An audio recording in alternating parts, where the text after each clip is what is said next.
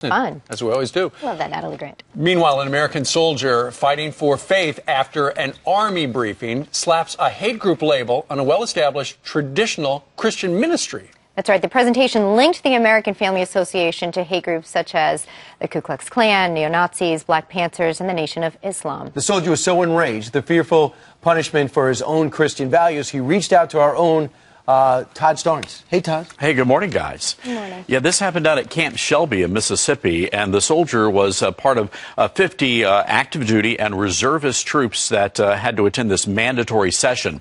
And in this session, they certainly did label the American Family Association, which is a well-respected Christian ministry, as an example of a hate group. And the soldier snapped a photograph that he sent me showing the slideshow presentation that made that allegation.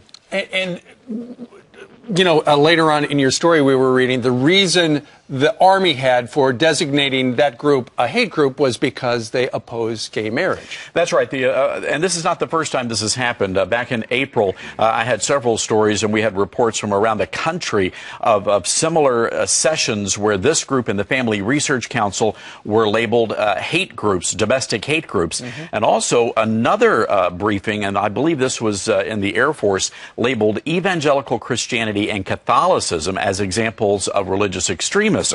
So there's something going on here. The Pentagon, we tried to talk to them. They told us we needed to talk to the Army.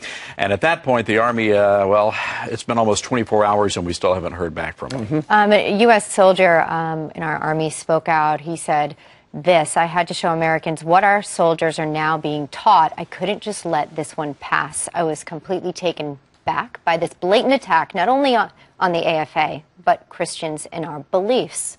Your thoughts on that? Elizabeth, for the past 5 years under the Obama administration, we have seen a significant increase in anti-Christian rhetoric and activity in the military. We know that this is coming from civilian lawyers at the Pentagon, and many of the troops are very, very nervous about their careers. We've talked to so many soldiers who say they're going to be getting out of the military as a result of this anti-Christian activity that seems to be directed specifically at Christians. But here's what I find interesting, guys. Not in any of these materials do we see anything about Islam. It's always about evangelical Christians or Catholics. Labeled as radical and extreme. That's right.